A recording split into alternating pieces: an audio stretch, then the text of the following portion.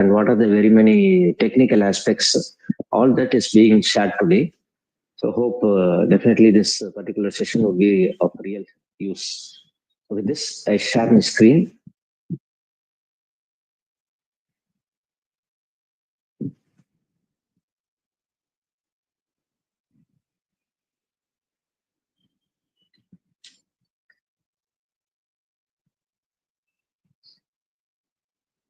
So these are the major points of discussion today, because as far as we are concerned, as we are connected with the educational research.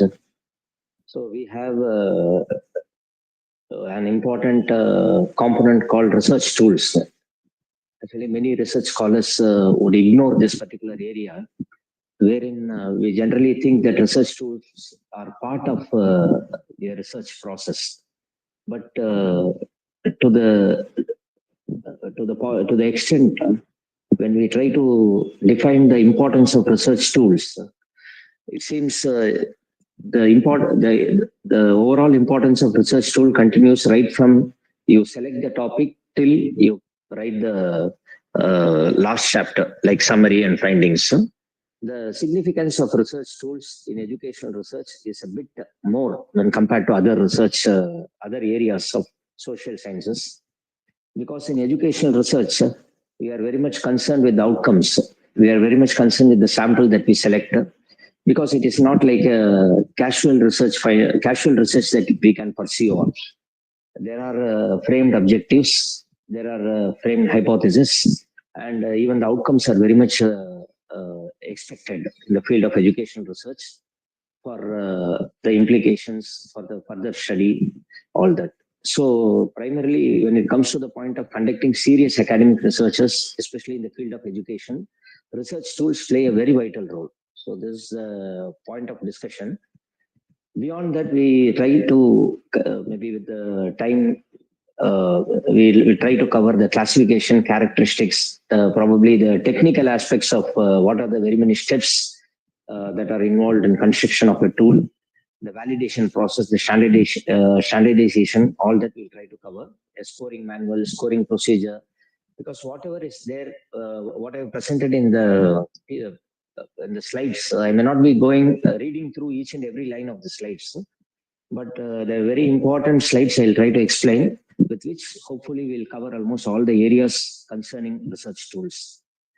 So beyond that, we have certain other important areas like how to go in for scoring, because many of us, we think that we are scoring the tool. Once after we construct a tool or we adapt or adopt a tool, we generally score. But there are some technical areas that need to be kept in mind before you go for scoring, because there are many critical concepts called the direction of the item, the nature of the variable, whether it is a positive variable or a negative variable. So as far as my exposure is concerned, I found or I observed that primarily when researchers begin to select a variable, they are not sure about whether they are selecting a positive variable or whether they are selecting a negative variable. So right from here, you have to concentrate upon uh, uh, identifying the significant aspects of the research. So to say selection of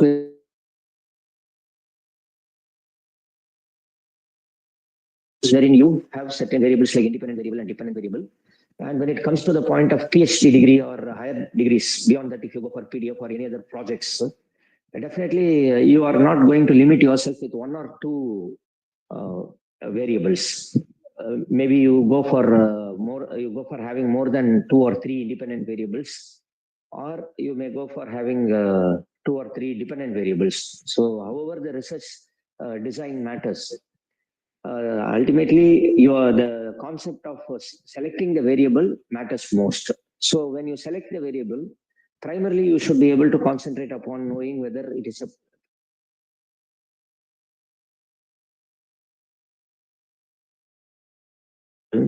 if you are taking adjustment, primarily adjustment is a psychological variable, which is basically a positive variable. So when you are studying maladjustment, it is a negative variable. Likewise, you have emotional stability, and emotional instability, mental health and mental ill health. So likewise, some variable seems to be neutral. Maybe when if I say it is mental health, it is a positive variable basically. But the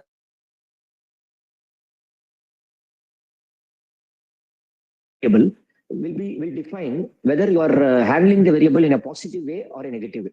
So that is what I do here. I mean here as the direction of the items written.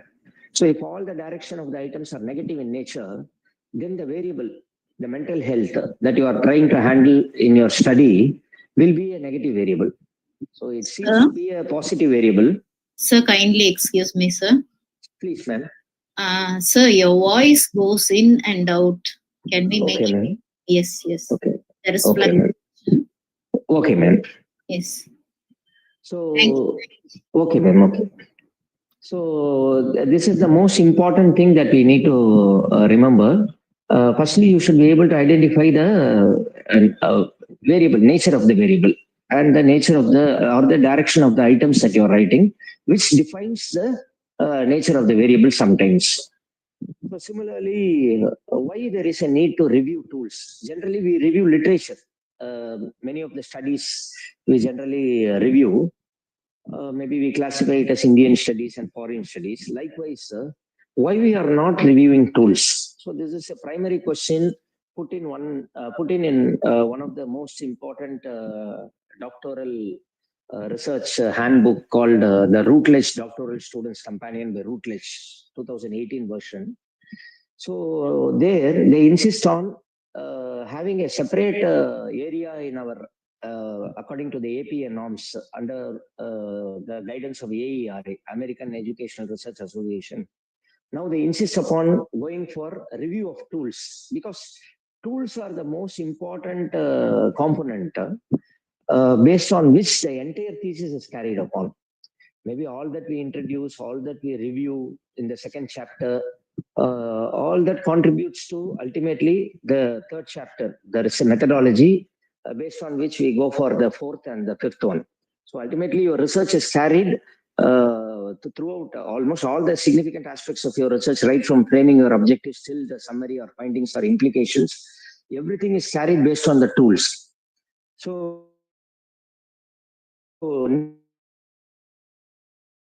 need for review of tools is one aspect because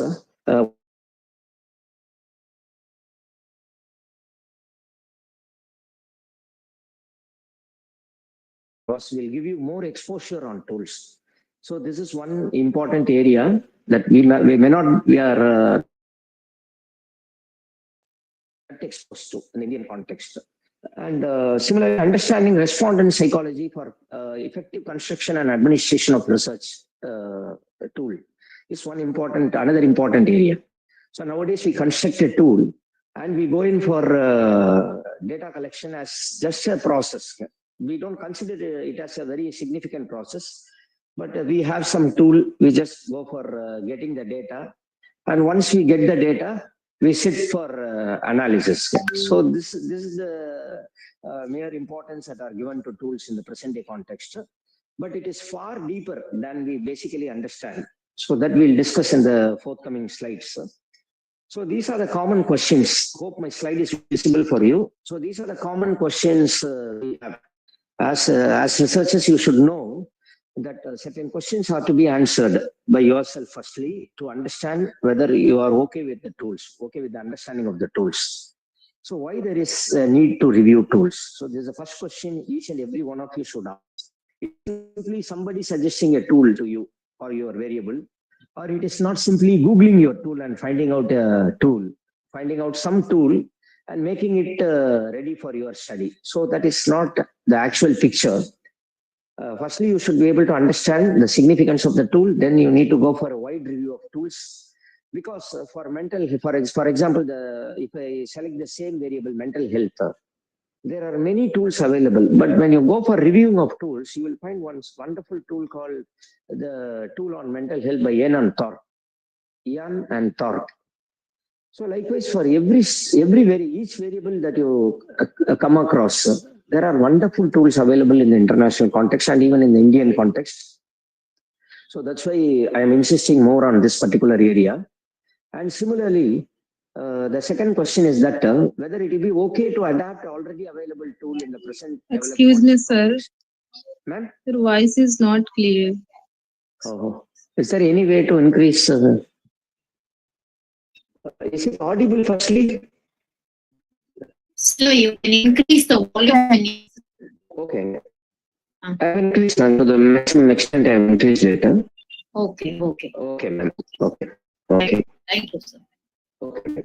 So many of us have this particular question called whether we can be okay to adapt already available tool in the present day context. So many of us, tool construction is a very lengthy process. Any research, maybe even if you are pursuing research for 4 to 5 years, maybe within which you construct a tool for one variable or two variables is really a complex process. So this question is very much relevant to adapt a tool or to self-construct the tool. So we need to really have a direction from the learned guides or the supervisors. So if you ask me whether to adapt a tool or whether to modify the tool, so I'll say it in the present day context, it is no. So many of the recent textbooks that is published by Routledge, Sage, they talk more on constructing the tool rather than adapting a tool. So this is one important aspect that we need to remember. Then what all needs to be done in case if you adapt a tool? Adopting and adapting are two different areas. So it is not the same again. So once if you are adapting a tool, what needs to be done? So we'll look at it in the further slides. So how many number of items do we need to really have? So this is another significant question we really need to answer. Because when we go through certain PhD thesis, maybe with very few items, like 30 items or 20 items, they say it is a tool and with which they show all the tables are significant, statistically significant. So once if you are thorough with the statistical process or once you are thorough with the statistical base, you can say that with less number of items, definitely you cannot achieve significance. So then what will be the appropriate number of items that you can have? So it comes with certain experience, like sitting with SPSS for a very long time, Ramas or R or any of the softwares. If you sit to run item analysis for an already constructed tool, which are data collected and which are to be data analyzed, if you spend hours together to sit and analyze data, especially the item analysis, you come to understand that that minimally you have to have number of items without which you cannot definitely achieve that significance. So what may be the number of items? So say around 45 to 55 or 55 and above. So 70. So these are some of the good number of items which by which you can say you can really go in for item analysis and you can have certain dimensions like whether you are going for confirmatory factor or whether you are going for exploratory factor analysis.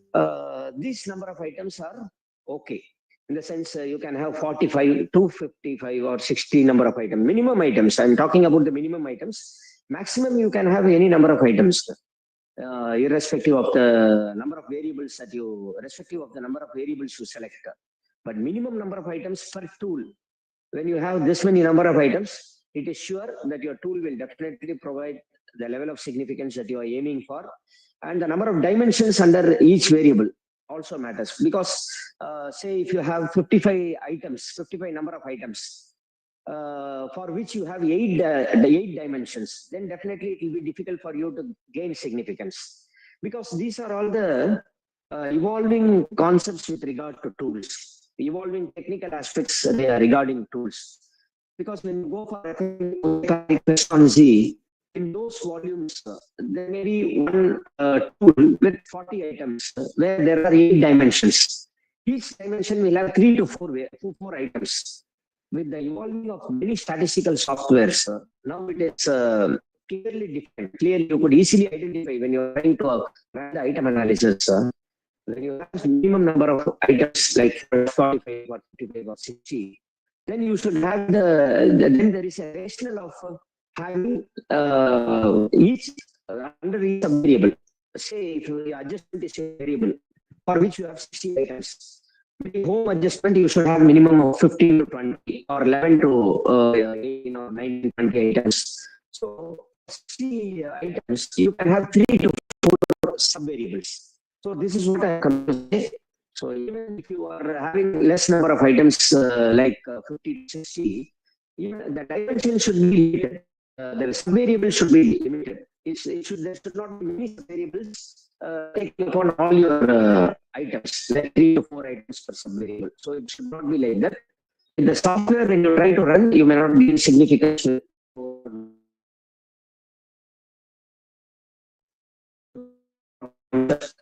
Similarly, substantiation is number of positive and negative items.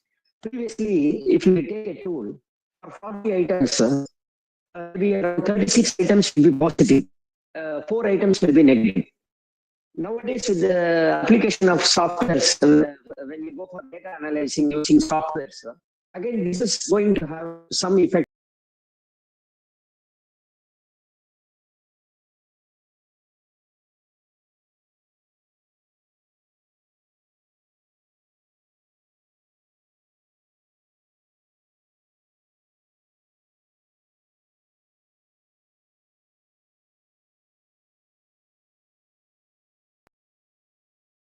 Positive or 20 negative, 25 positive, 15 negative. So this is how you see the number of negative items and not the ratio, like 4 items negative or 4 items positive. The remaining items, the positive negatives. What is another important problem? Obvious response to 9% of all the tools that are developed the professionals obvious response. That means maybe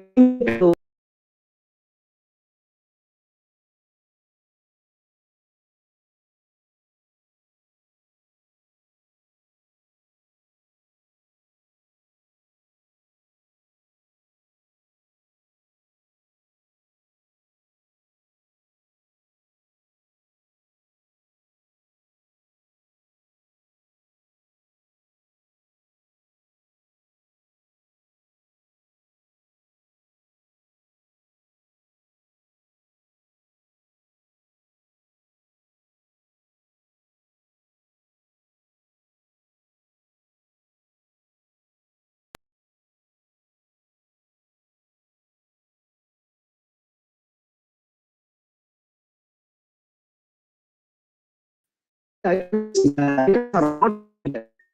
are not critical in nature.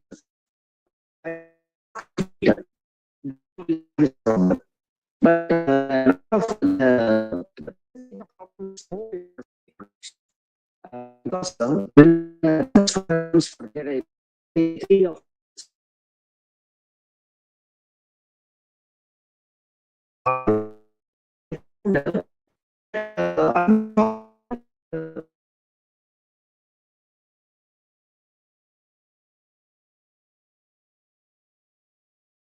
you have when you construct the tool or when you write the tool. So the next major question is that whether we can call a self-constructed tool a standardized one. So a research scholar, maybe a supervisor will be constructing a tool, maybe in the year 2023. And the supervisor may ask a candidate, the next candidate of the same supervisor, to adopt the same tool.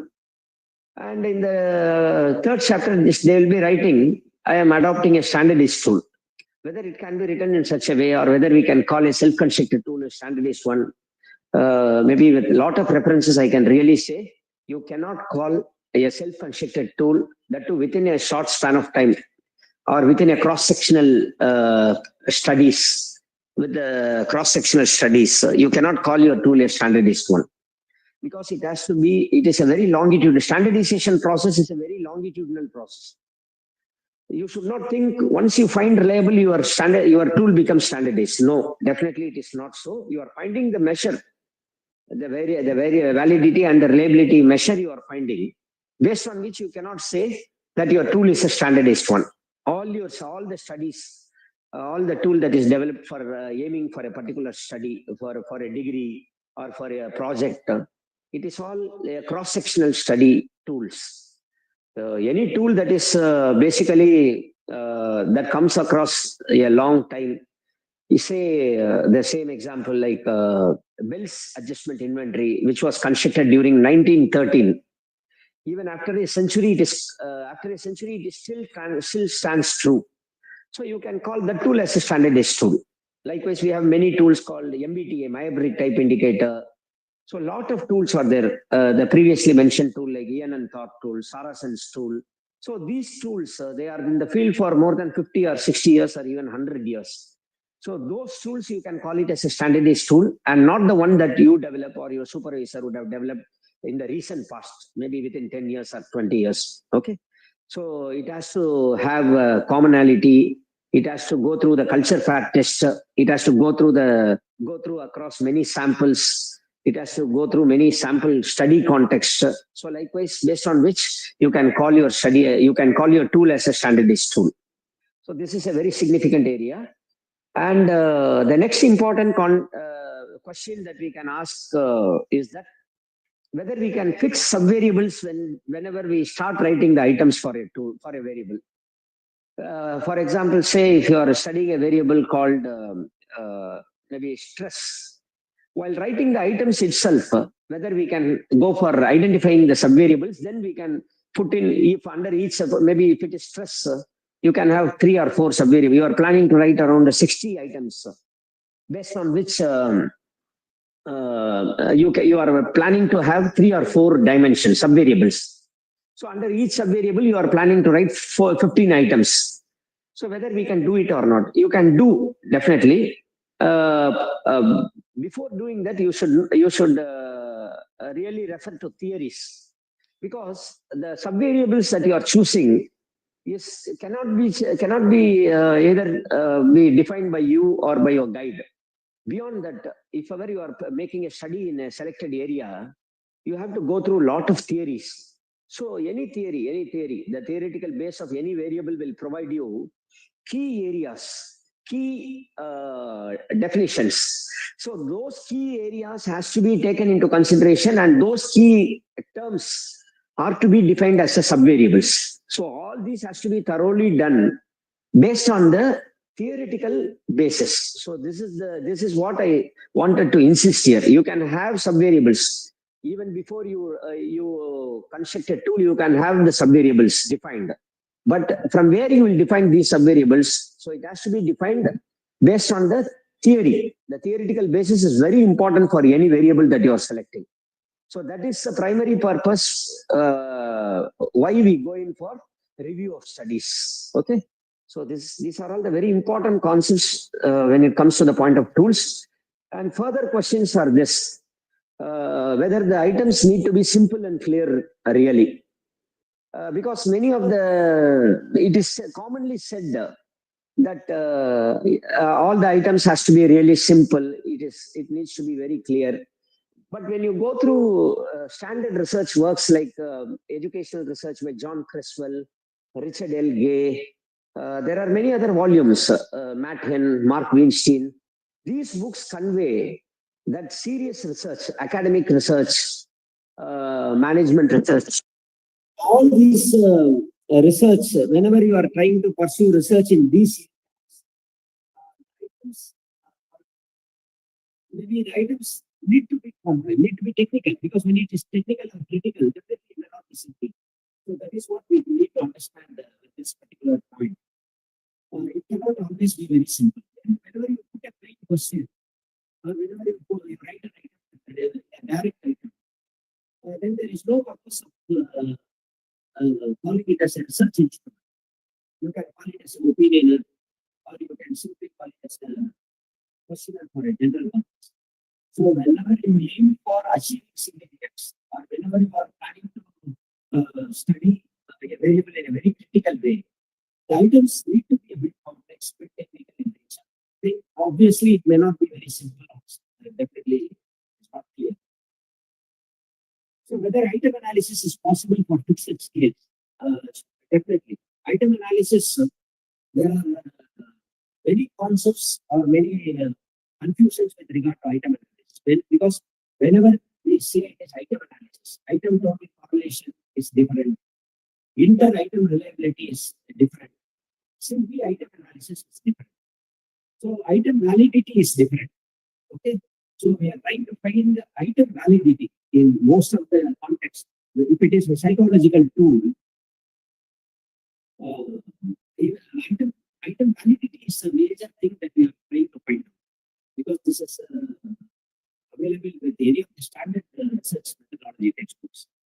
Whenever it is item analysis, for achievement test, which has function validity or content validity, we go in for finding item analysis. All that in a very using the umbrella term item analysis, we say we have found item analysis for a psychological tool. But very critically speaking, we cannot say we have done an item analysis for a psychological tool. This may not be sometimes accepted, but this is the truth behind item analysis. It is a algorithm based on which we call for all the tools that we are calling that I have found item analysis.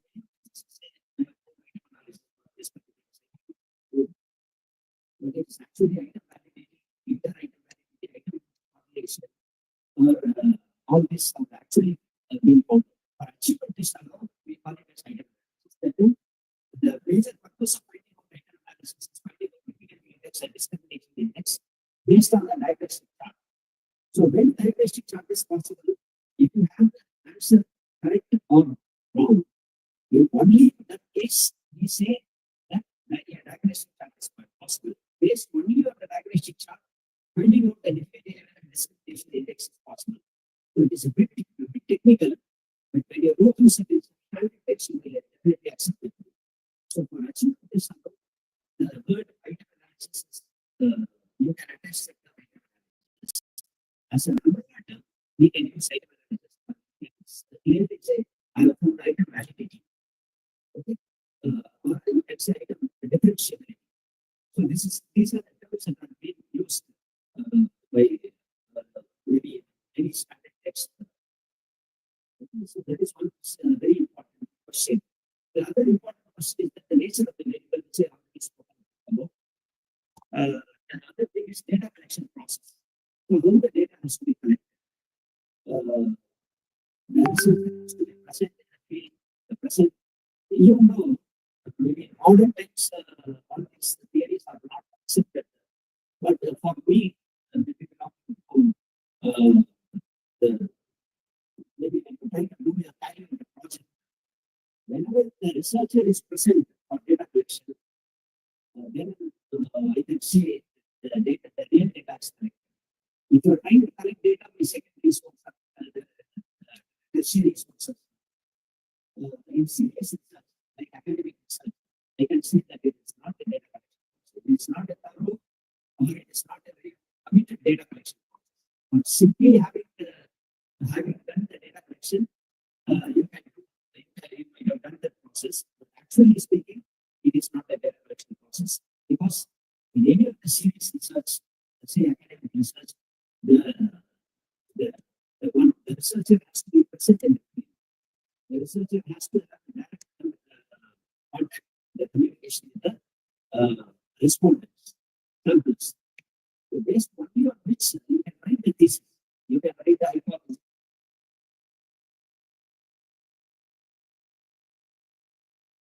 Things, once you are in the field, you can easily. Sir, it's not loud enough, sir. Based on the experience that you are feeling.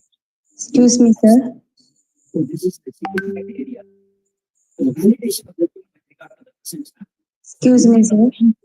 The tool, you cannot say that my tool is validated and it can be used for further studies, because in some of the PhD theses, Excuse me, sir. I have self-concept of the tool, and this tool can be used for further studies. different sample levels. You cannot say so. Participants, please wait. Please wait. I'll try. We can't hear, ma'am. Yes, yes. I'll call him. Wait. Thank you, ma'am.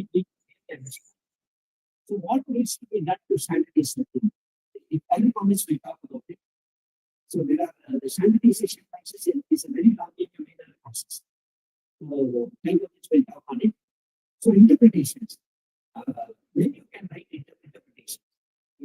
Throughout maybe the fourth chapter, right from the beginning of the fourth chapter, till the last line of the fifth chapter, you are trying to interpret your data, or you are trying to interpret numerical data.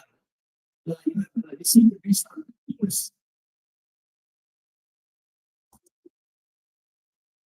Ma'am, am I audible?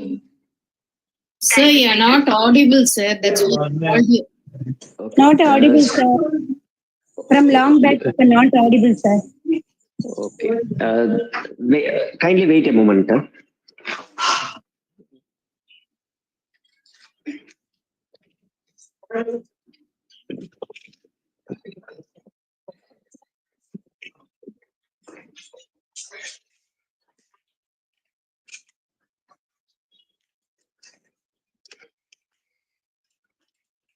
Ma'am, am I audible now?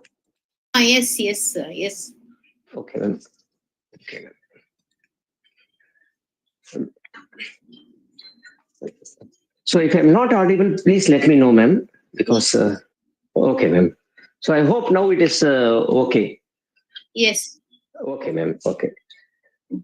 So why it is crucial to understand the nature of the variable and the dimension, all this. So interpretations. So when it comes to the point of interpretation, almost all the interpretations, right from the fourth chapter to the last line of the fifth chapter, you are trying to interpret the data based only on the tool, only on the data that you have collected based on the tool. So when you say data, data is not without the tool. So ultimately, we have to remember whatever data you have, whether it is for correlation or whether it is for path analysis or whether it is for regression or even for mere descriptives, all the data that you have in your thesis or you have with you is primarily because of the tool. So you should not forget the tool whenever you are writing the interpretation. So based on the field experience that you have gained, even your mere presence while you collect the data matters most with regard to writing interpretations for your tool. So this is a significant, very important concept that each and every one researcher has to remember. So without your experience in the field or without your experience, direct experience in the data collection process, definitely it may not be able to interpret your data in a proper way. So that experience is provided only with the process you undergo with regard to the administering of the tool. So the next question is that how the respondent will perceive the data collection. You should, whenever you construct, even if you write 10 items, primarily whenever you are writing trying to write the items, you should always be concerned about how this particular item will be taken into consideration or will be comprehended by the respondent. And how the outcome will be. So for each and every item, this much of effort you have to put. It is not simply writing off the items.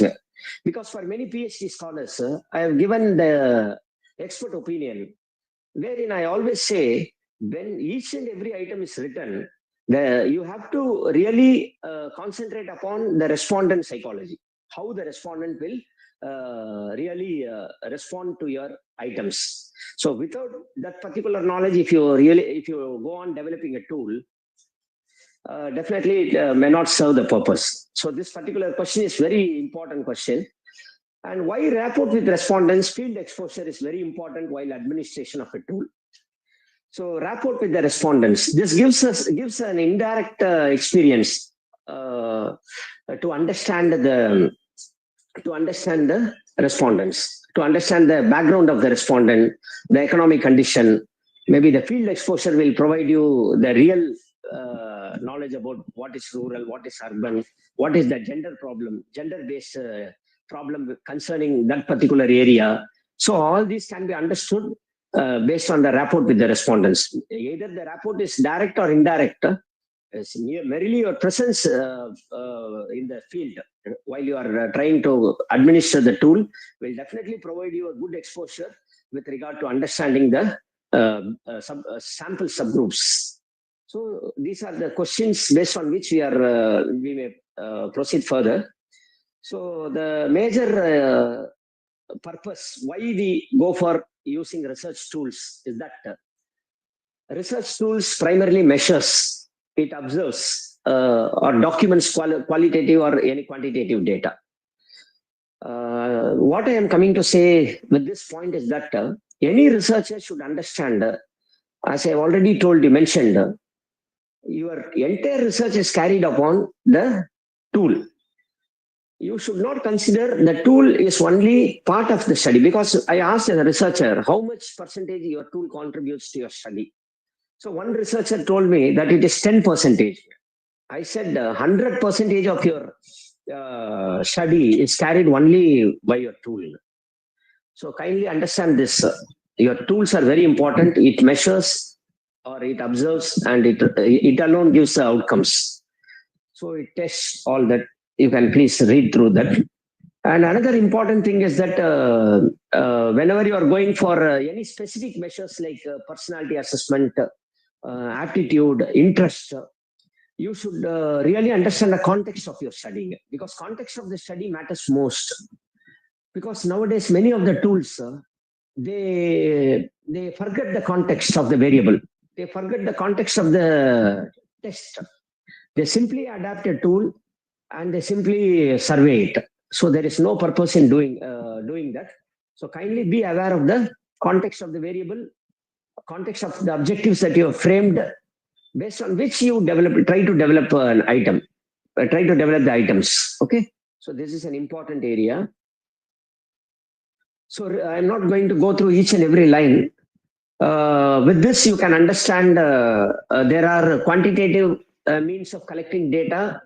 So qualitative means of collecting data. When you say quantitative means of collecting data, you depend on questionnaires, surveys. Not all questionnaires are for serious research. You can find this word serious research in one book called Social Sciences Research by Mark Weinstein and Matt Hill. So this particular book talks about serious research. So all academic research, all research done with a purpose is classified under serious research. So when I say questionnaires, there are many types of questionnaires. So questionnaires will simply ask for some details. But when it is for a specific detail, or when it is for a critical data, then you can say it is a real research tool. So likewise, opinioners, surveys, opinioners cannot be brought into a research, because whenever you are doing an awareness study, or whenever you are trying to study the attitude, you can use opinioners or you can use casual questionnaires. But when it is a serious variable, definitely you have to go for a critical or a technical questionnaire. So similarly, observation forms, interview schedules are all for qualitative research. So sources of data, primarily you should understand based on which data you are to develop the tool, because it is not only data collection, the data sources are not only to collect data, but it is also to develop your tool. So from which source you are trying to develop your tool matters most. So you should always refer to standard sources. It is not that simply you go in for having questions from randomly from any sources. So there are multiple tools available which can be classified as casual, not causal. It is casual. So casual research, with 10 questions, they may say whether you are in stress or not. With 10 questions, they say whether you are happy or not. Many tools are available over internet, and even some books also provide those kind of questionnaires. But it is all only meant for casual research and not for serious research. So once you are going for any PhD research or any projects, then you have to really consider your sources. So what are the sources you are depending upon to refer to the theoretical basis and to develop your items. So it matters most. So referring to standard texts, referring to academic journals, so referring to print media is considered to be the more standardized. And referring to some of the databases like ERIC, DI, some of the catalogs, international library catalogs. Now they all provide they all are categorized under primary sources. So you can depend on any of the standard sources to develop your items. So these are the data and these are the tests. So data types, whenever we say data, if ever you are going for assessing individual performance or group performance, you can go in for achievement test. And if you are going for individual attitudes, say if you are doing a case study, a small group case study or focused group discussion to know the attitude of an individual or attitude of a small group or a bit larger group, then you can go in for using behavioral analysis or affective scales or tendencies. So whenever you are going for observation, a qualitative methodology, you can go in for behavioral checklists. You can have the checklist prepared already. You can have it with you and you can just talk to them or observe them, based on which you can mark whether, if ever they are going in for providing a new dimension, or if ever they are trying to provide a critical area that you have not brought under the checklist, you can make a note of that particular dimension. So this is how the data is being collected for different types of tests. So say whenever it is test, you can really classify it like this, like individual tests or individual performance or individual attitude or group attitude and observation or factual information. So this is how you can classify your data based on which you can apply these tests. Okay. So why field experiences in data collection is a must. I hope that we have already discussed this particular point. Understand the nature and background of the variable to gain experience in understanding the sample. So wherein this is an important point that each and every research scholar has to make a note of.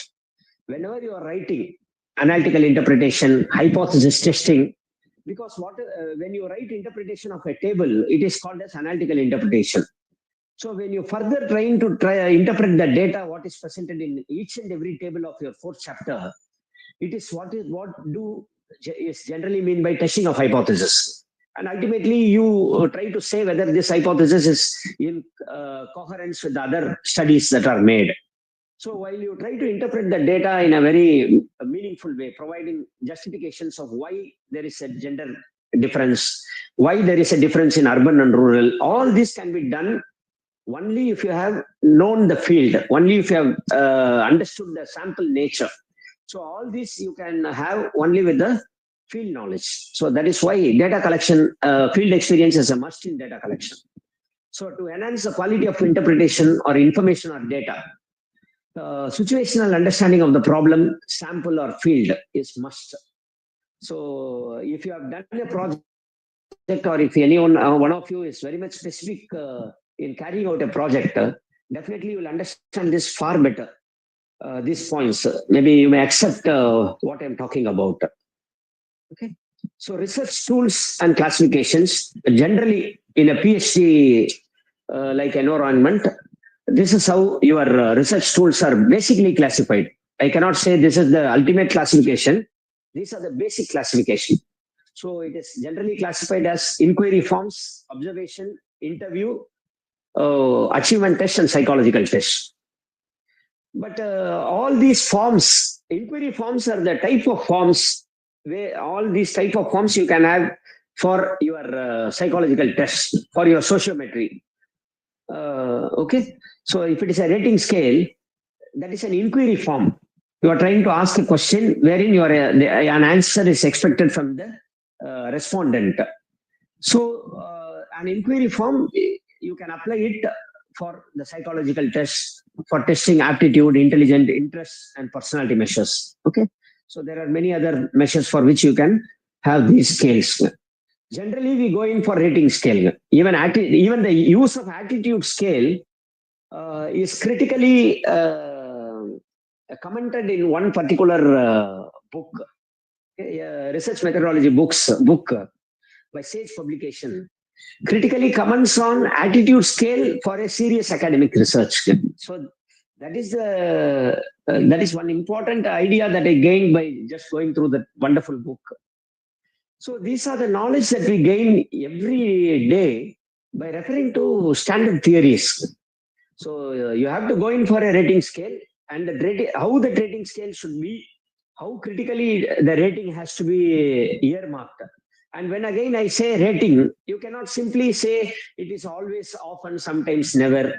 And you cannot say it is to most extent it is true, to less extent it is true. Alone, these are not rating scales. For each and every context of the tool that you define, the rating scale, the rating measure has to be defined by you. So this is another important input with regard to the rating scale and the rating items. Okay. Ma'am, I think I'm audible enough for you now. Please. Is it audible? Any one of the participants? Yes, sir. Yes, sir. Okay.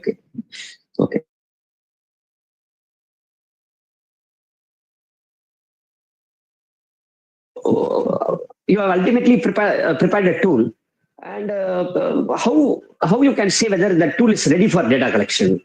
So when you can say that based on whether you have understood the purpose of the variable, why I have chosen this variable. Because many of the scholars in the present day context, they are not clear about how to select a variable, because they want somebody else to select a variable for them. Unless and until you have a real quest to research a particular area, you have to go for referring the sources of selecting a research problem. So individual experience, individual quest, individual thirst, individual interest. So all these are the important domains based on which you select a variable. So this is kindly mark this when you understand the purpose of the variable to the fullest extent. Definitely, the tool that you are preparing will be of some worth. If you have not understood the purpose of the study, definitely I hope you may not be able to develop a tool, or you may not be able to even find a tool. Even if you are going to adapt, you may simply adapt. Okay. So operationally define the variable. It is not simply defining the variable just operationally. To the context of the present study, what the variable means to you, or what the variable means to your study. Then again, the variable to the level of the sample. Okay, so all these has to be thoroughly understood before you go in for developing a tool, developing the items for the tool. Okay, without which definitely it is not possible for you to develop a very good tool. So develop items that are specific, technical, complete, and measurable. So all these terms, kindly make a note. Every item has to be given importance. You have to check for its specificity. Keep in mind the level of respondents, the nature of respondents, the subgroup of the sample. Always, whenever you are doing research, kindly use the standard terminologies as defined by APA 7 formatting styles. Because few of us, we say subgroups. Actually, subgroups, when you say sample, it is subgroups of the sample is the APA defined phrase.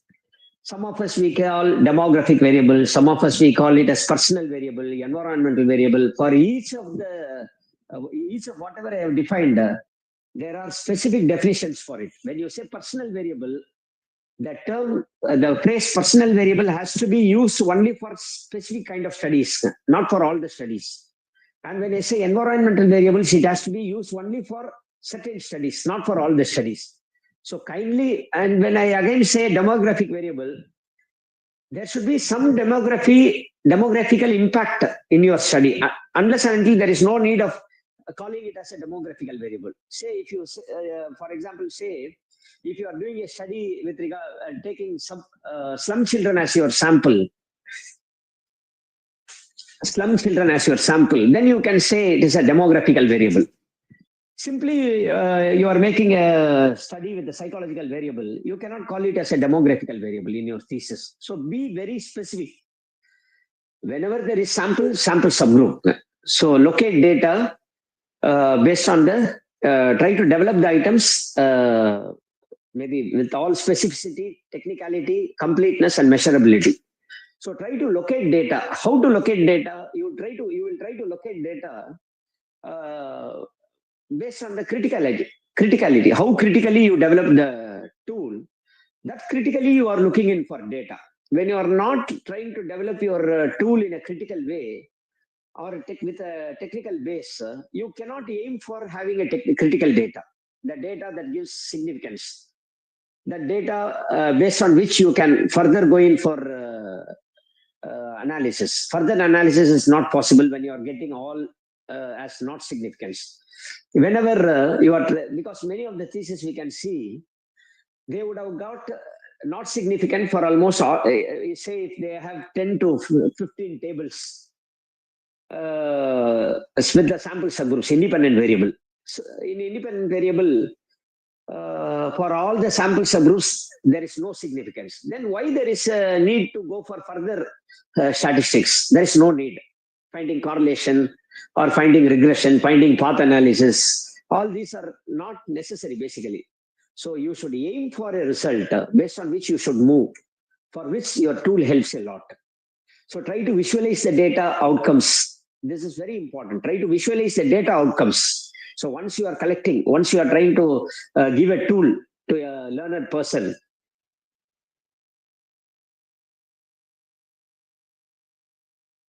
they'll be able to get a critical response from the individual. As I already mentioned, it should not be an obvious response. You should put the person to work to critically examine what to tick. It is not simply just ticking off all the items. Okay, so these are the very critical areas that you have to concentrate upon. So adapting,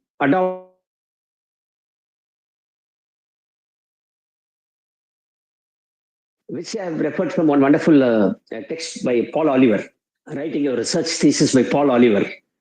So in that, adapting is different from adopting. When you say you are adapting a research tool, it means modifying a tool to suit your specific research context. All the items. You have to write in the third chapter that I have adapted this particular tool for my study. But all the items in the tool are critically modified to suit the context of the present study, present variable, or present subvariable, present sample, or present locality. So that is how you have to adapt. So you are adapting a research tool, but you have totally modified it. Then you can say you are adapting. When you say adopting a tool, it means without any alterations or simply adopting a tool, which is not recommended in the present day context for any of the serious academic research that you are going to pursue. Okay, so please have a deeper understanding of this. Adoption is not possible, or adoption is not that recommended. Maybe even in 1990s, you can say, I have adopted this tool. But now you cannot say you have adopted a tool. Why? Because adopting a tool is not, because whenever you are not altering, that particular tool would have been used in some different context, with some sample level, with a different time period. So if we adopt a tool of television effectiveness in So please excuse me, sir. this is what we can understand when we write about initial attack. So that is what we do. So again, important is that now many of the research scholars are adapting it. How do they are adapting? So please excuse me, sir. What they try to do is that they try to facilitate the terminology without modifying. They try to mosaic libraries. In the sense Participants, wait. Ma'am, is there any problem? Yeah, there is a voice is fluctuating, sir. Too low. Then I'll come with the open mic, ma'am. Sorry, wait, kindly wait. Yeah, if you are using Bluetooth, I think you can just remove the Bluetooth. Okay, ma'am. Is it now all right, ma'am? Yeah. Okay. Kindly let me know if my voice is not audible, because I'm using a Wi-Fi network that may not be always with good signal. Okay, ma'am. Now it is all right, ma'am? Yes. Okay, ma'am. Yeah. So this is the more important understanding that each and every researcher has to have. You should not simply mosaic plagiarize, because many of the research scholars, what they try to do is simply they take a tool and they say that they are modifying, but they are not actually modifying, that they are replacing words. That's all. So that is what do I mean by mosaic plagiarism here. And here I have given very clearly what is adaptation and what are the steps in adaptation, because we may not have much time to discuss each and every point critically. Just you can kindly go through adaptation, contextual relevance, population specificity, maybe to keep in line with the changing times or trends or the practices. You cannot say multimedia tool is adapted in the present day context, because multimedia is, we are not actually using the multimedia now. We have gone to many other extents. So all these things are to be kept in line. Whenever you are adapting a tool, you have to keep in line with the changing times, trends, all that. So the language and cultural differences, specific research needs pertaining to the study in specific, all this you need to give importance whenever you are adapting a tool. And steps in adaptation I have given at the right side of the slide. You can kindly go through. Okay. So even you are trying to modify the entire context of the tool, kindly say that I have adapted the tool, or you have self-constructed the tool based on the adaptation of the particular tool by so and so. Kindly give some credit, a due credit to the, based on the weightage of the adaptation. Okay. So due credit has to be given to the author of the original tool. Criteria for adaptation. So these are some of the important criteria. Recency. So when whenever you are trying to adapt a tool, except for some standard tools like Myers-Briggs type indicator or Bell's adjustment inventory or many other tools, there are certain tools for stress and other areas. See that you are adapting a recent tool based on which you can avoid the previous problems, the problems in adoption, like population specificity, contextual relevance. All this you can avoid whenever you are going for adapting a recent tool. And again, see that you are adapting a technical tool more than a non-technical tool. Recently, I went through one particular tool developed by a researcher for 4 months. Ultimately, the tool is available in all the bank websites. A tool on phishing, the online frauds and all that. Ultimately, the tool is non-technical in nature. So see that all the items that you are trying to put in maybe or is present in the tool that you are planning to adapt. That goes in line with the variable and the subvariables. That goes in line with the theoretical basis of the particular variable that you are studying. So this is what do I mean by the technicality. So the tool has to have the scope for validation. So when you have scope for validation, when the tool is technical, when the tool is critical, when the tool has the items of the tool, the direction of the item, the positive, negative, rational, the weightage of the positive and negative items, all this makes the tool valid. That is what do I mean by scope for validation. When you simply develop a tool, you cannot say there is a scope for validation. For all the tools that are developed by the researchers in the present day context, I cannot say that, I can say that there is no need even for them to go for validation. For number's sake, they may say they have achieved around 0.86 reliability, validity is equal to the half test formula, all that they can say. But I can say for the first,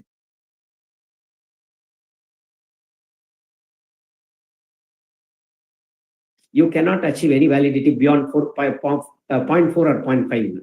Because when you sit for long hours with SPSS or any other statistical packages, you can understand that validity scores are very critical in nature. So that is why I put in here scope for validation. So there should be some continuum and referencing with regard to the adaptation. That should be a cataloged tool or a cataloged theory. It should not, the tool somebody else would have done. A MSc student would have.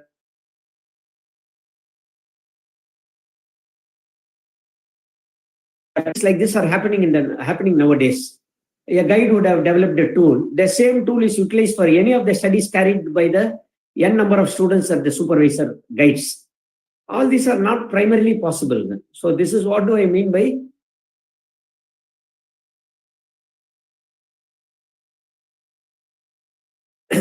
so these are some of the references for rating scale, because all these I skip in want of time.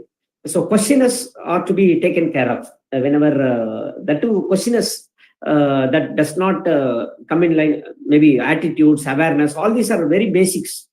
So beyond that, you go in for developing questionnaires, because questionnaire is a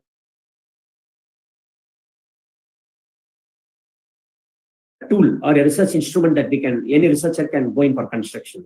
So rating scale again, try to have an understanding. Rating scale is all the inquiry forms, all the rating types that you're trying to put for any of the questionnaire, for any of the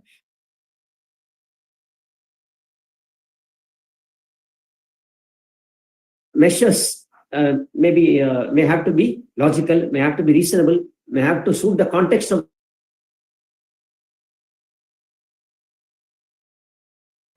should be very much specific. So that is what the researcher has to be taken care. Opinions are okay. So these kindly go through this. So this is a general. So attitude scales, maybe many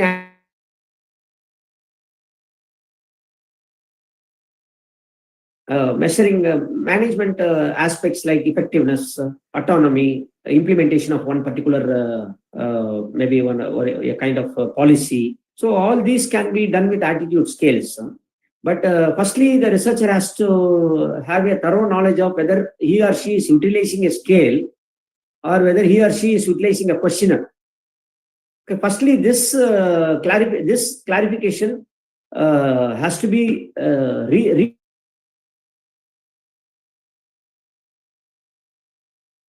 they would have developed a questionnaire, but they say, or they would have mentioned in the thesis that it is a scale, simply because they had some rating measures alongside the questionnaire. So kindly going through a lot of theories to understand this, please. Okay. So opinioner is a bit for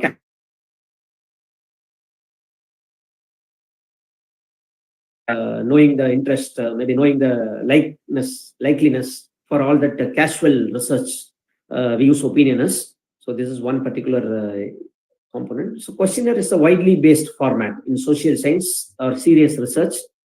So the questionnaire, you can have it as your structured questionnaire, non-structured.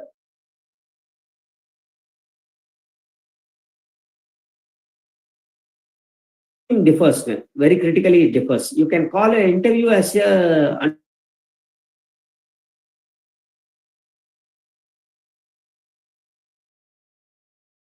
questionnaire. So similarly, closed type of questionnaires, open type of questionnaires, fact, opinion, reason, assertion, question, response. So why this is very important? These terminologies or these classifications, why this is very important? Because when you observe each and every item written by a scholar or written by an amateur, you can find the item will be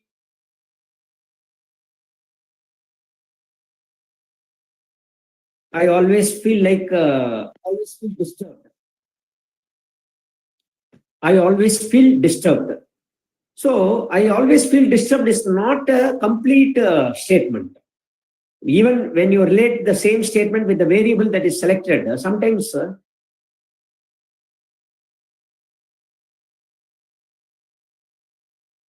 you have to specify the context. When I sit to write the examination,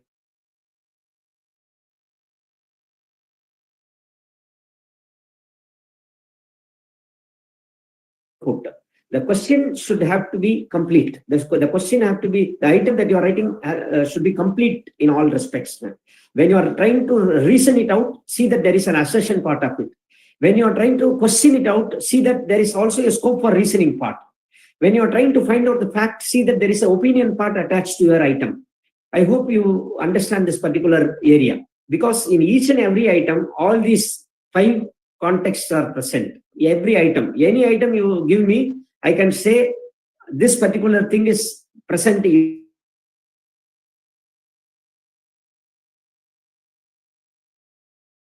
with this particular is not present in your item. So even when you are setting up multiple choice questions, you cannot simply ask many questions. In many of the boards I see,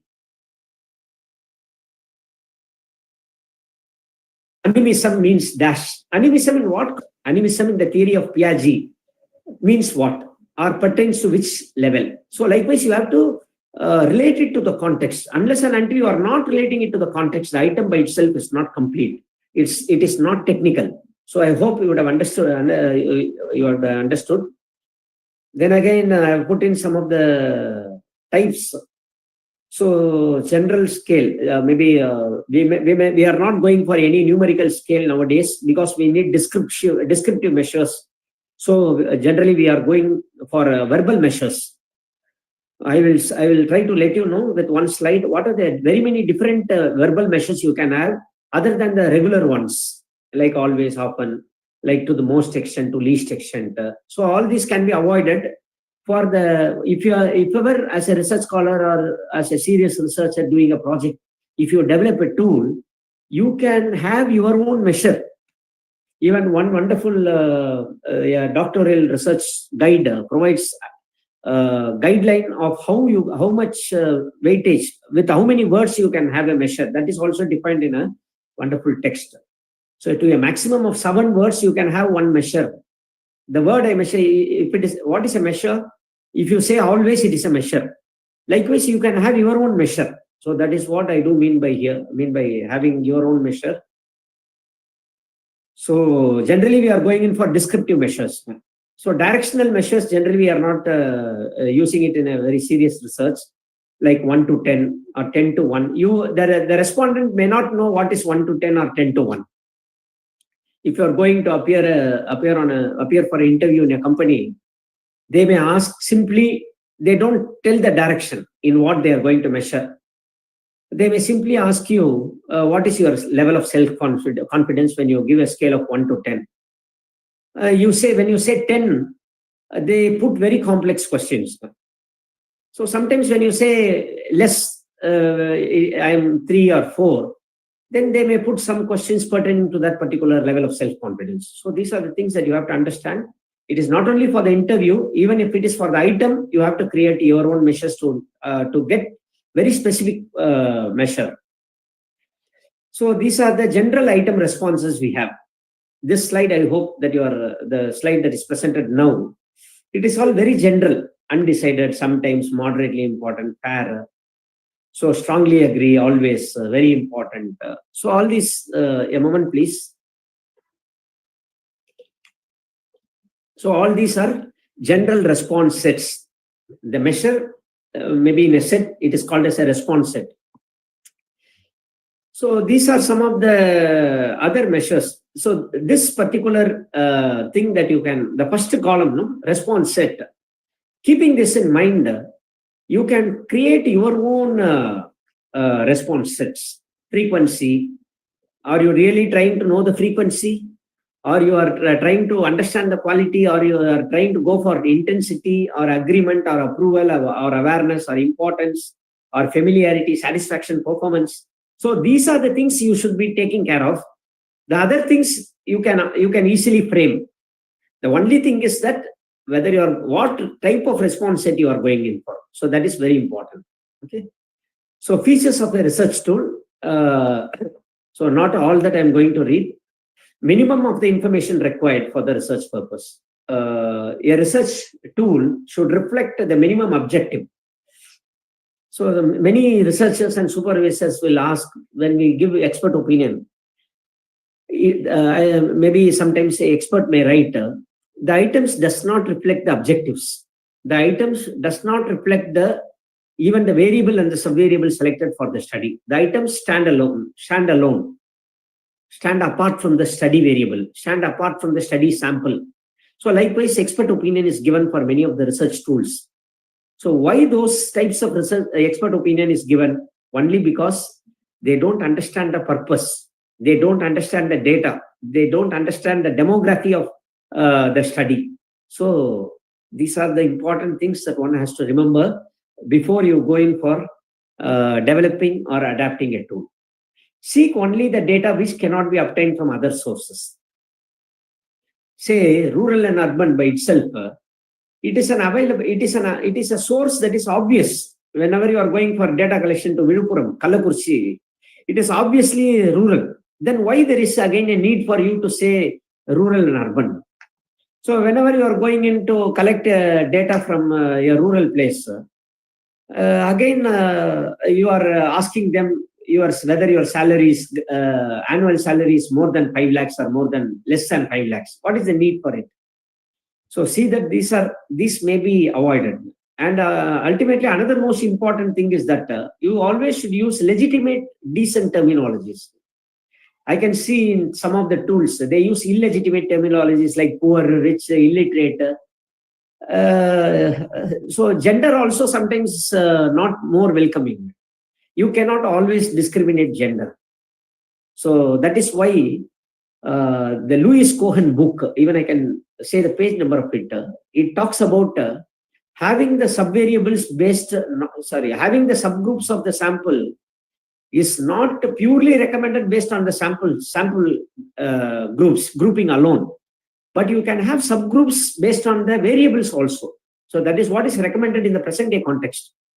Say, for example, if you are going to study the mobile phone usage, you can ask, so that is your variable. Mobile phone usage is your variable. You can have subvariables like whether there is open accessibility, whether there is a closed, whether there is open availability of accessibility towards internet, or whether there is a restricted accessibility. So likewise, variable based subgroups you can have. So this is one important point. I don't know to what extent I have made an impact with this point, but see that it is not always based on sample subgroups. The sample subgroups alone, the unnecessary sample subgroups may be avoided. You can go in for variable-based subgroups. So that is what do I mean by defining this. So items should be technically strong, which I have almost insisted many a times. And time limitation or duration should be very important. Whenever you are developing a tool, if it is, say, if you are developing a tool 50 items with 5 rating or 4 rating, the time should be prescribed. You cannot give 1 hour for 50 items. You have to give 20 to 30 minutes or 25 minutes based on the level of the learnedness. If it is for 8th standard, you can give 30 minutes. If it is for a degree, you can give 20 minutes for 50 items. So you should decide. So which may be the most appropriate limitation or duration, because it will have its own expiry of validity or its own extinction of reliability or validity. Your tool. Once you give me a tool, and every day I come and take one or two items, the validity or the life of your tool is lost. So see that you are present in the field, you try to administer it with all effectiveness, you try to gain experience, field experience. So that is a very effective, maybe the way of data collection. So as I've already told you, use only legitimate terminologies, avoid certain terminologies in your tool. Ethical standards should be maintained, high ethical academic standards should be maintained, because nowadays, whether are you in sync with your family, whether are you going for breakup, whether you feel a lot. So there are colloquial terminologies used in a research tool. For serious academic research, it's not so much welcoming. So see that you please avoid all those words and maintain an ethical standard.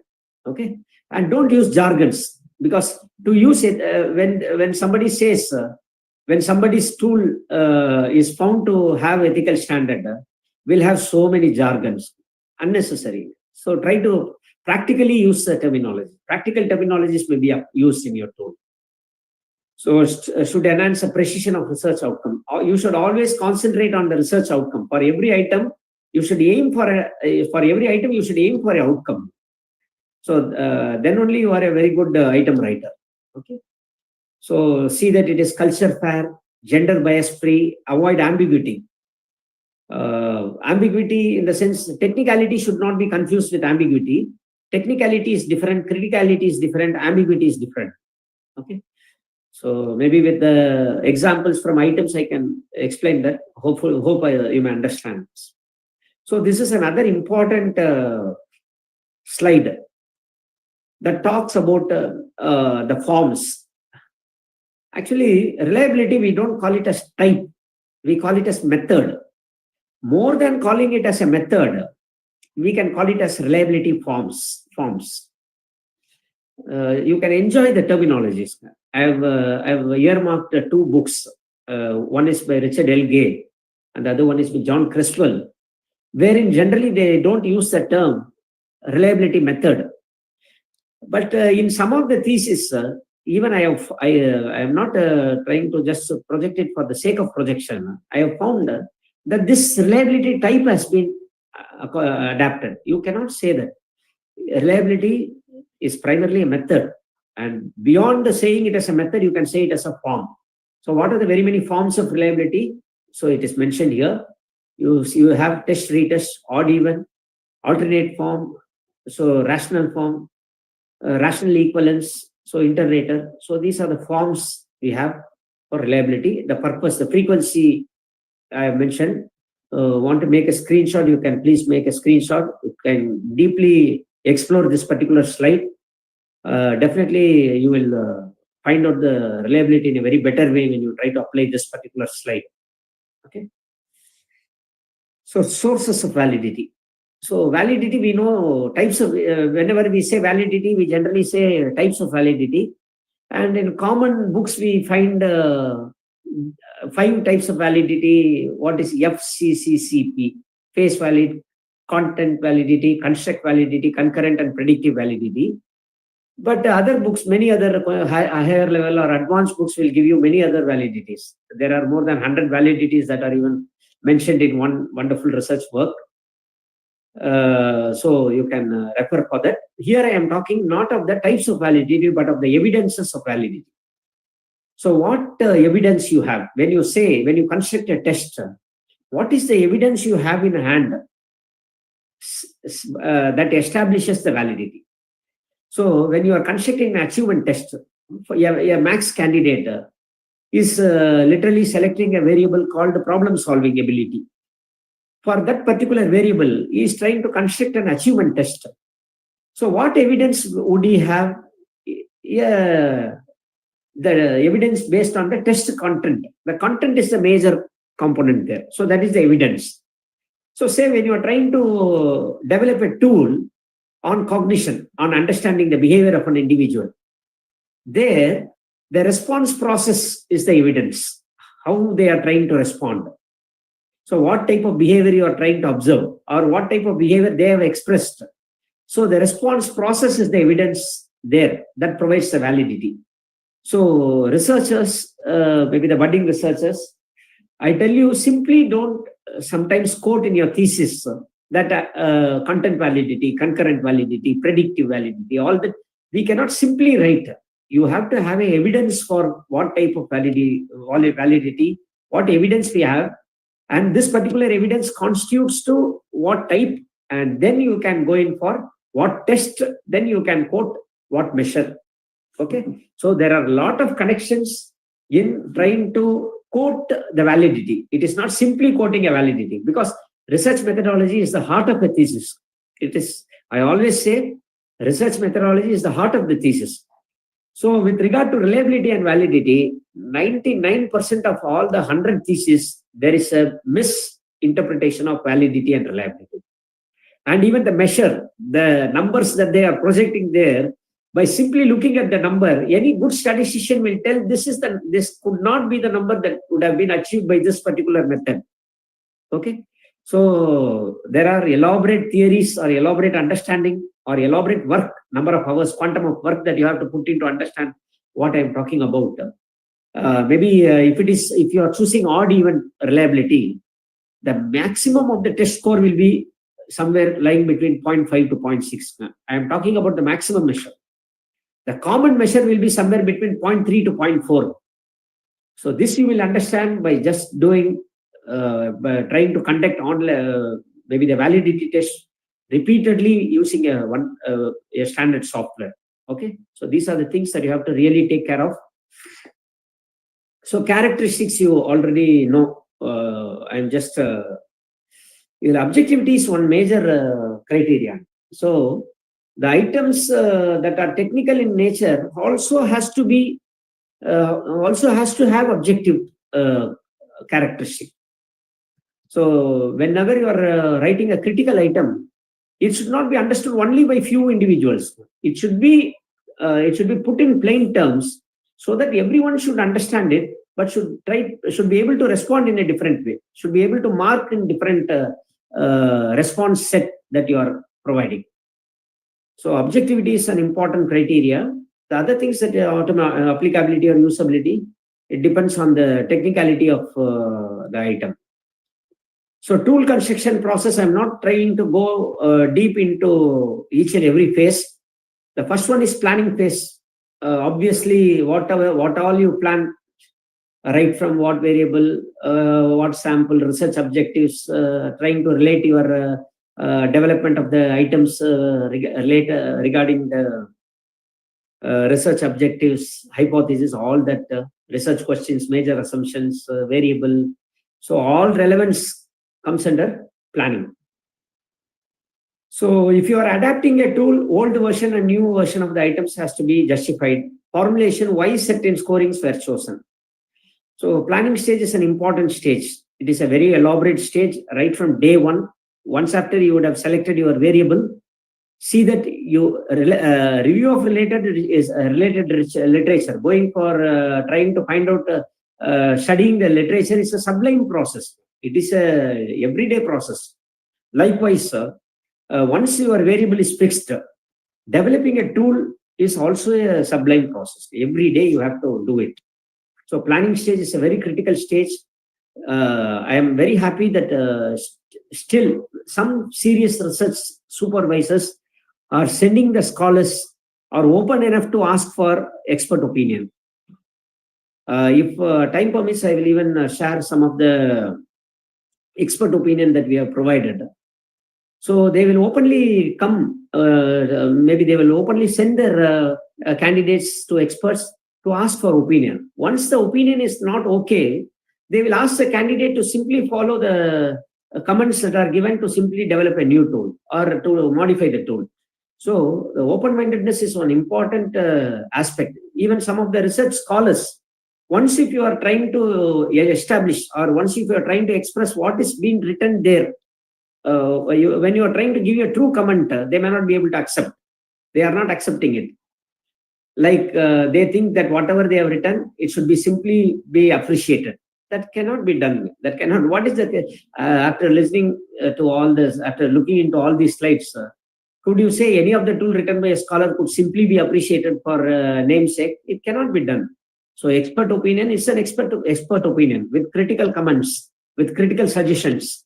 So open-mindedness is an important thing that you have to possess in order to really go in through the opinion, trying to make meaningful, constructive changes in your items, trying to make the tool effective. As I already told you, only based on the tool, your entire data or entire chapter 5 is trying to hold the meaning. Okay, so phase 2 is construction phase, construction. And in many books, they simply give planning the test, writing the items, reviewing the items. So these are for achievement test, construction of achievement test. But construction of a research tool, it has many critical stages.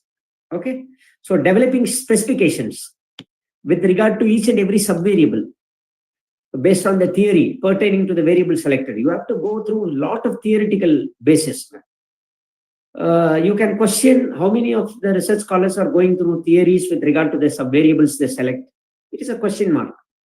So you can justify yourselves with all those we are referring to. So when you say develop specifications in the construction process, you have to have made so many theoretical references. Okay, so validate content of each item. So this is an underlining point. It is not validating the entire tool, validating the content of each item. Every word of your item has to be validated. It has to be seen for its technicality. The item has to be seen from the respondent's point of view. The item has to be seen from the response sets, from the point of the response sets, because many of them will develop a tool with 50 or 100 items. All these items will not go in line with the response sets. The response sets will be based on frequency, but their items will be based on the some other response. So see that there is a relevance with regard to the items and the coherence with regard to the items and the response sets that you are making. So very wonderful areas, all these are. So phase 3 is quantitative evaluation. So how you are trying to quantify, like review the items, try to pilot study. In the fourth phase, validation process, you can say expert opinion, pre-tryout, pilot study once or twice. So all these has to be done on a severe basis. So review the items by yourself with the theoretical basis, theoretical underpinnings, with the supervisor, with the expert, with the peer researcher.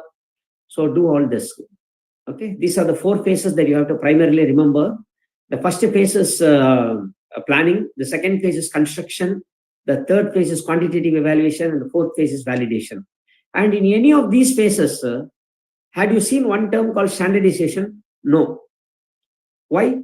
Because standardization is not a part of the tool construction.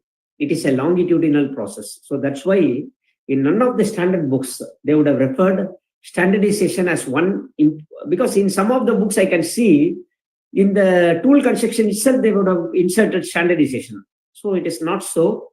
When you refer to standard text, you will come to know that standardization is a longitudinal process. Okay. So, ma'am, may I please, sorry for the interruption, may I please know till what time I can go, ma'am? Hello? Yes, sir. Yes, sir. Till what time I can take? Sir, 5 or 10 minutes. Okay, ma'am, sure. It should not be too long for the participants. So that's why I asked. Sorry for that. Thank you. So I'll take another 5 minutes or 10 minutes. I'll take 10 minutes of time because there are some important slides that we need to discuss. So why pre-testing? Why definitely a tool has to be pre-tested? If you are going for a questionnaire that researches on attitudes, awareness, there is no need for you to go for pre-testing. Simply you can test. But when it comes to point of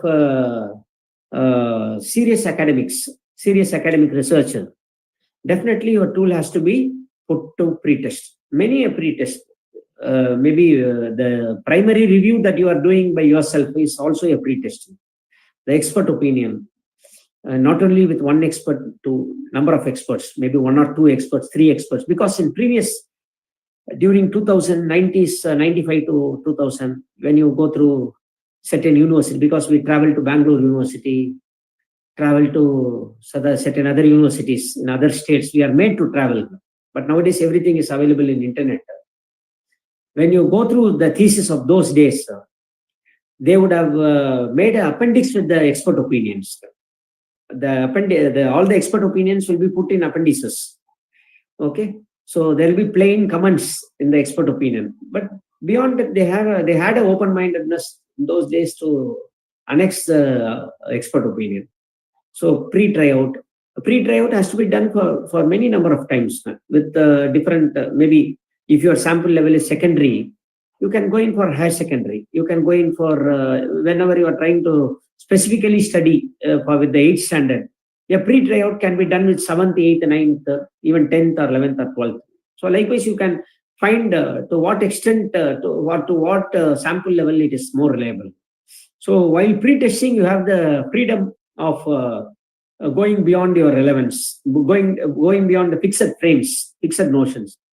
But once you are confirming the tool, you may not go beyond your domains. If it is secondary stage, 9th and 10th, or 8th or 9th and 10th, you have to stick to that. So in the pre-tryout stage, you can go in to find the relevance or the coherence of your tool with the sample or the variable or the different variable, or whether to find whether it is really giving significance or not. All this you can find with the pre-testing. So that is why pre-testing is very important. So I have put in all the important terms: verify research instructions, comparable study, population and environment, all this.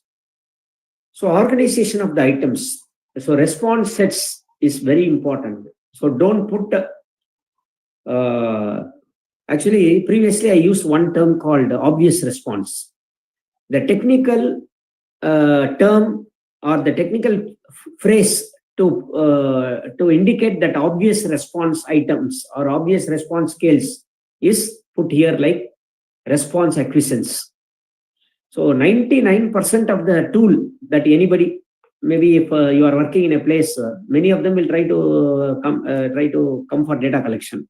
So if you go through 100 tools, you can simply say 99 of the tools suffer this particular problem called response acquiescence. Response acquiescence. What is response acquiescence? It automatically moves you to tick only one particular column. Even if you have 5 ratings, the tool will obviously make you to or force you to tick only one particular column. So this is what is technically mean by response acquiescence set. Okay. So then again, another important thing is respondent's interpretation. Whenever you are developing a tool, you have to develop the tool from the level of you have to be a respondent. So you are the first respondent. So say when you suffer a problem like anxiety or adjustment, then that is the real experience you have. So you have to put the items in your own point of view. Then automatically that point of view, that tool will be a very wonderful tool. All the items will turn out to be very wonderful. Why? Because you have experienced that particular variable. So likewise, the respondents, the interpretation is very important. So primarily, you are going to define the respondent's interpretation. Okay, you are going to define, you are going to set, you are going to frame them, you are going to put them inside the circle. So all this, please remember. So social desirability is another important organization component, giving socially acceptable or desirable answer. Okay, because now there seems to be a problem with a college which had sent their students for observation. Observation students, they are simply going for observing the teachers who are working there for more than 15 or 20 years. So these students, now they have joined B.Ed, they are taking an observation schedule to the schools where they observe the teacher and rate them like poor, extremely poor, okay. Can that be done? It cannot be done. So this is what do I mean by social desirability. Even your responses has to have a meaningful and socially acceptable dimension or a kind of direction. Okay. So this, please take care. So this is with regard to the organization of the items. So what to avoid? I'll take another 5 minutes of time. So what to avoid in statement construction, item construction? So ambiguity, too much of emotive language. So for example, I have seen a tool to be administered to orphans. You cannot simply ask very direct questions like, do you really miss your mother? You are just doing a PhD. You have never felt what is like missing a mother. You are going to a child studying a secondary level in an orphanage. The child would have lost its mother right from the birth. You are asking the child how you feel for missing a mother. So please avoid this kind of emotions. Either you will end up in a not good sense, or either or the other way. So leading questions, please don't use leading questions, because many items are leading. Any item written by an amateur or even with 10 years of experience, I am seeing a lot of tools wherein 99% for all the positive items, for all the positive variables, say teacher effectiveness of a college, autonomous of a college, likewise total quality management of an institution, 99% of all the items are leading questions. It leads you to response acquiescence. So avoid that. Okay. So sensitivity of scaled items. So try to please have a note of it. So these are with regard to how what are the things that you need to avoid, and again validation procedures.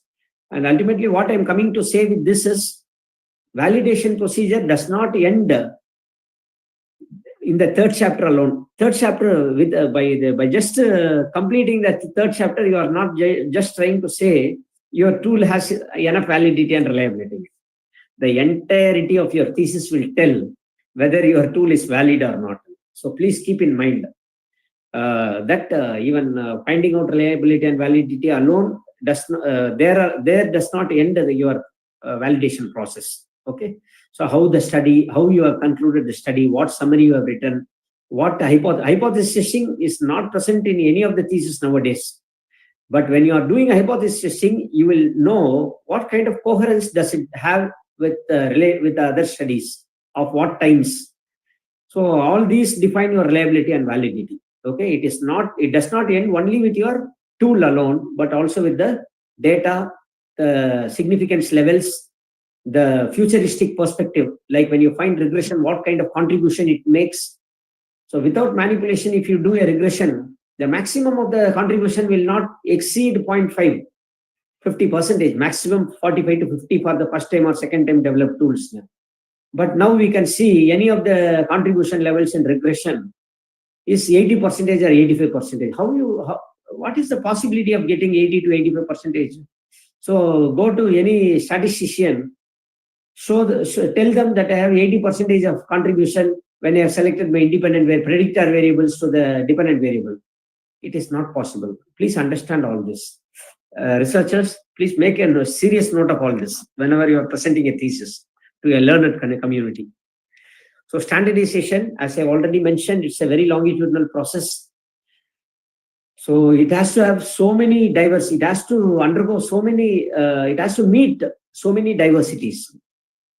So then only you can call it as a time diversity, culture diversity, language diversity, linguistic diversity, gender diversity. So like there are many diversities it has to meet, and there are times, changing times.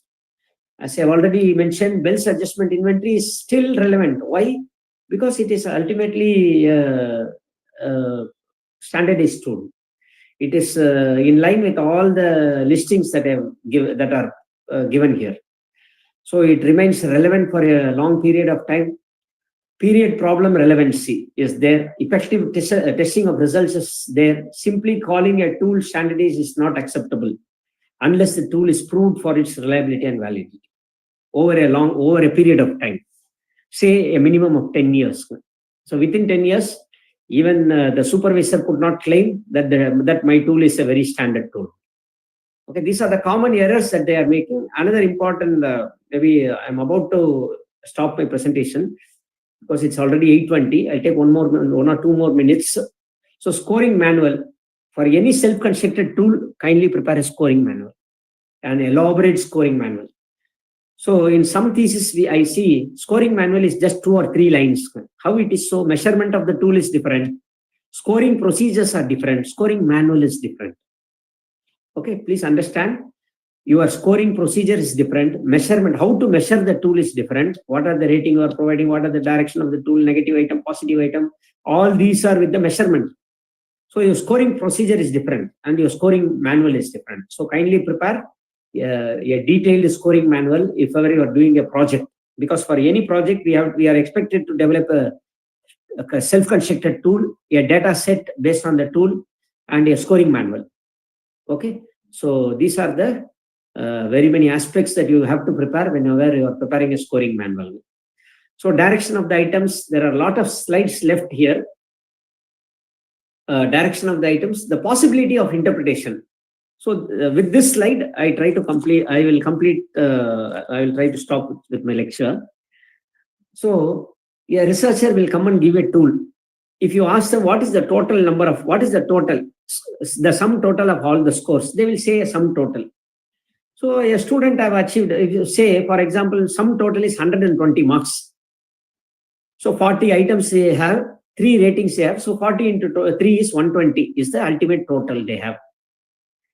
So if a student has got 95, so what is the interpretation for that? If I ask them, they will simply say, sir, good stress, sir. What is good stress, sir?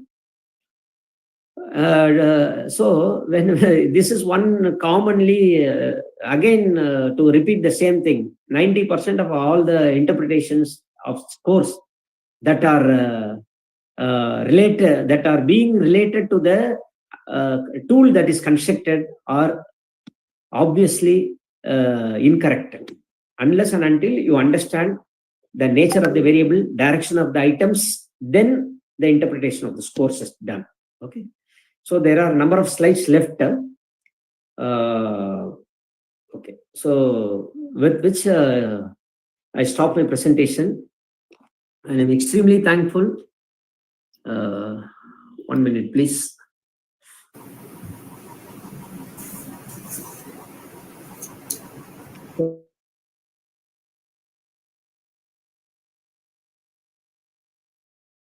I've gone through the 1.5 hours of time.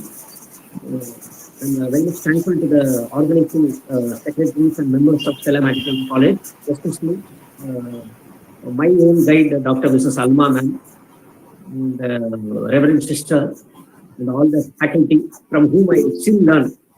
So I'm extremely thankful for each and every one of you and all the participants. Thank you very much. Thank you.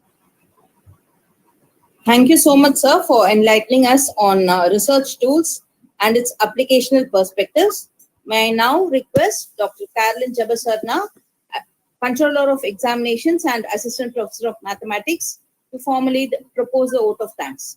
1 minute, please, sir. If there are any questions, they could kindly put 1 or 2 questions.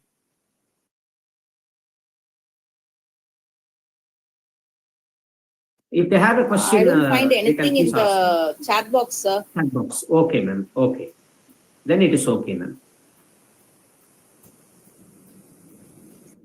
Am I audible? Yes, ma'am. Yes, okay. Good evening to one and all. It's my privilege to extend a heartfelt gratitude for the insightful and enriching 4-day webinar on research, innovation, and scientific excellence 2025. Thanking for the grace mighty all these days. I underline my gratitude on behalf of the SMCE family to the resource person of the day, Dr. Prabhu Shankar, Associate Professor and Controller of Examination, Institute of Advanced Study in Education, Hyderabad, for his consistent guidance and suggestions for the advancement of the curriculum of our institution, and for extending your expertise on the topic, research tools and its applicational perspectives. As Albert Einstein rightly said, the only source of knowledge is benefited from your experience and wisdom. Your inputs and suggestions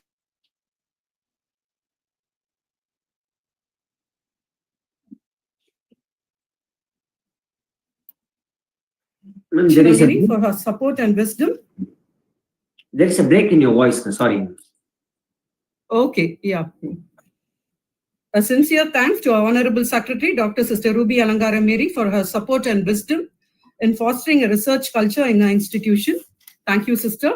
My heartfelt gratitude goes to our beloved Principal in charge, Dr. Alma Juliet Pamela, whose encouragement and support have been instrumental in organizing this webinar. Thank you, ma'am. I record my gratitude to the organizers and the executive members of the research committee for their commitment to nurture research skills. I'm truly grateful for the resource persons for the past 3 days, Dr. Thiagu, Associate Professor from Central University of Karnataka, Dr. John Lawrence, Associate Professor from St. Xavier's College of Education, Palayamkote, and Dr. William Dharmaraja, Professor and Head, Manonmaniam Sundarnar University, for their valuable inputs. A big thank you to our dedicated faculty members and non-teaching faculty for their contribution towards the success of the webinar. Finally, a warm thank you to all the participants for your enthusiastic engagement for all these days. Thank you, one and all. Thank you, ma'am. Thank you. Thank you so much, sir. Thank you so much. Thank you, ma'am. With this, we have successfully completed our 4-day research series on RISE. Feedback forms will be shared and you'll be receiving your e-certificates once you fill your forms. Thank you, everyone. Alma, ma'am? Yeah, yes, ma. Yes. Yes, So thank you, participants. Thank you, faculty of Stella Martina College of Education, for arranging such a wonderful seminar, and you have been cooperating for these 4 days. Thank you once again, all of you. Thank you for leaving me. Thank you so much. Yes, Thank you. thank you so much for Thank you so much. accepting our invitation, and you have been doing very nicely today with all difficulties of technical glitches. So Sorry. thank you so much. Thank you so much. Thank you so much. Thank you.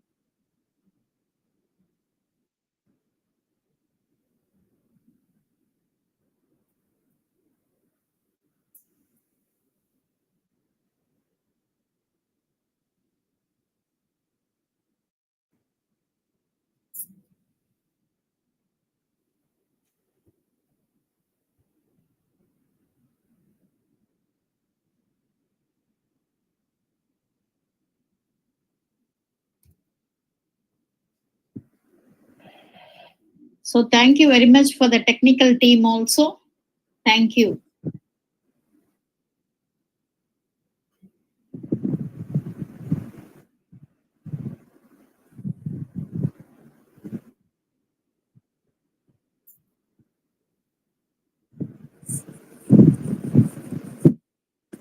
My sincere thanks to everyone, especially Dr. Alma, then organizers, then technical team, and all the participants, and the best wishes from all the participants from